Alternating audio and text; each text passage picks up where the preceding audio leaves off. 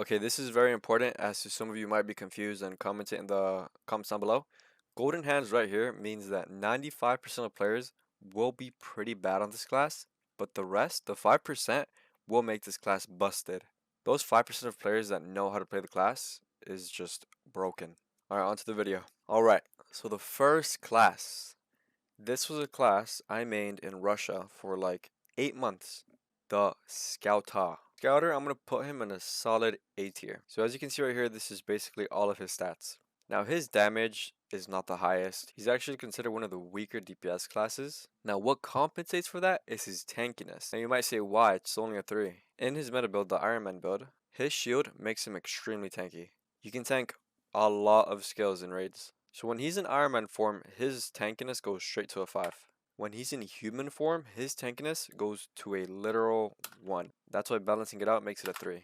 So even though he's one of the weaker classes, he's pretty strong since he can just go in and tank through everything like a truck and just constantly DPS. He has a ton of mobility moves inside Iron Man and outside Iron Man. His stagger is also really nice. His support buff is constant 6% damage for the party, which makes it a 3 out of 5. And like I said, I main Scouter in Russia. It's a very simple class unless you're playing human form. Human form is stressful. If you were playing human form, I would put difficulty into like a 4. The only positive about human form is that you have higher damage potential. That's the Scouter though.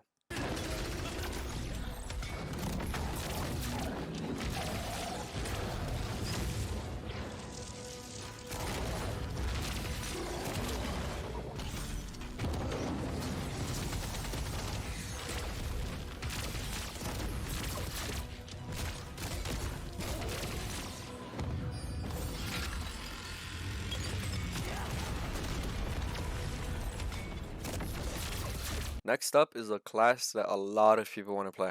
The Lancemaster. I'm going to put him second place after Scouter. So why is Lancemaster an A tier and not S? Lance doesn't have a crazy amount of damage. Nobody in Korea really goes, oh my god, this Lance is busted. Lance does have very good consistent damage. It's also not that squishy. You can tank a couple of stuff. You also have a move that absorbs all damage for like a good second. Your mobility though is something you kind of lack, but not really. You have some moves to help you move left and right.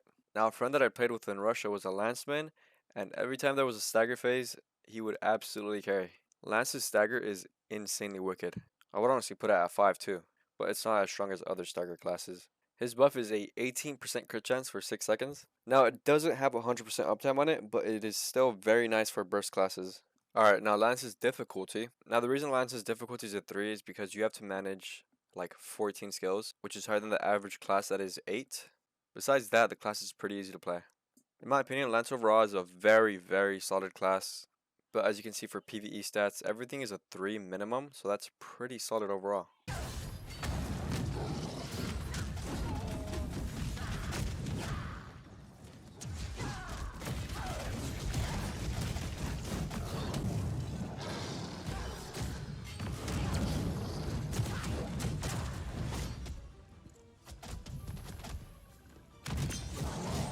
Now next up is the class that got removed because of Sorceress. Summoner will be last place in A tier. Now if you're a new player, or if you want to play this game very chill and be a DPS, this is your class. All you do in this class is summon your pets, and they do all the damage for you. This class is kind of like Scouter, where you don't really do that crazy amount of damage just because of how easy the class is. So that's why the damage is a 4 to 5. Summoner lacks mobility, but it doesn't really matter because your range for attacks is very far. She's also not that squishy. She's a 3 out of 5 for tankiness. Her party buff is pretty good for impairment, but impairment phases aren't that common, so it's a 2.5 out of 5 for support. Pretty good on stagger, and like I said, difficulty a 1. Very chill class to play, very easy for beginners.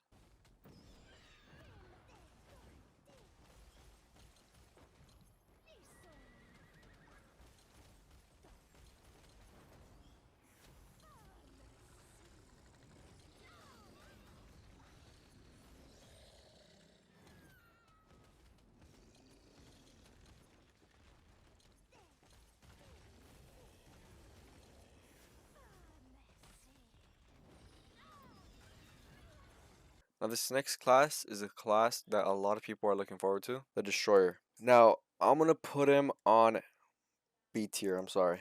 Now this might be biased, but if you can pull this class off, This class is a solid and very high A tier. The problem with this class is that it's very slow. His main damage skill is a charge up, then you have to wait for animation and then it bangs. And you also have to make it a head attack. So even though I just said all that, you might think that the difficulty is pretty high. It's actually not. Realistically, the difficulty should be a 1, but I put it as a 2 because of how hard landing your skills can be sometimes. Another thing he lacks is mobility, but that doesn't matter because his tankiness is insane. His stagger is also wicked. His buff is for stagger mechanics, not that crazy, but it's there, you know. The only downside is actually just trying to land your skills on this class. If you land your skills, your damage potential is pretty high.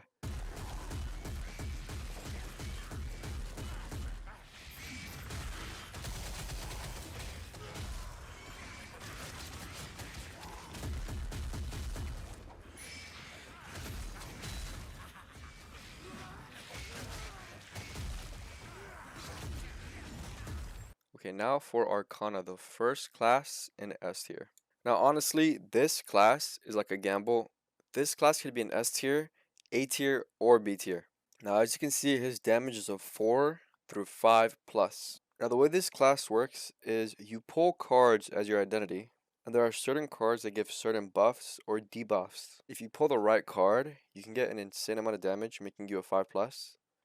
Or you can get unlucky and actually do less damage. Her mobility is very nice because her tankiness is extremely weak. I forgot to add the buff. The buff is a 5 out of 5 though because you always get 10% crit chance with Arcana. Her stagger isn't that good, but her difficulty is a 4.5 out of 5. Why? Because some people might not be dedicated enough to learn 12 cards. If you want to learn how to play Arcana, you have to learn all of your 12 cards. But yeah, if you're a gambling man and you want to see crazy damage potential at times, Arcana is the right class.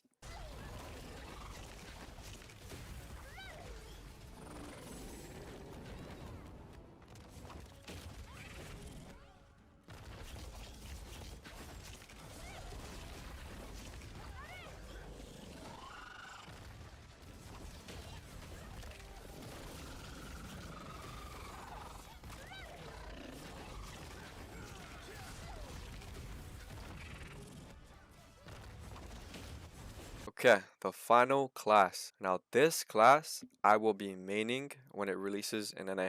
This class is easily in golden hands. I'm not being biased. I'm going to tell you why. If you don't know already, I main Gunslinger right now, which basically means I like high risk, high reward.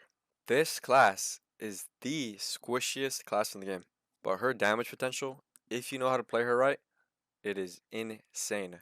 Also, another thing that I really like about Reaper is that her mobility is also very, very good. She has a mobility move that can dash through the boss. It's like Deathblade's Axle. Not many classes can do that, and I really like doing that.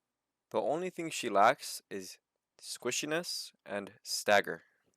Now, her buff is a 20% crit damage buff. Now, that's not really good because it'll only be good if your class has a very high crit chance. So that's why it's a 2.5. So now for her difficulty, 5 plus. Now, why is it 5 plus? Because A, it's the squishiest class in the game, and B, you're back attack reliant. So that's for the classes in golden hands. I'm just going to say it, most people are going to be bad at this class, hence why they're not going to like it probably. But those who figure it out, take their time to learn. This class is really fun.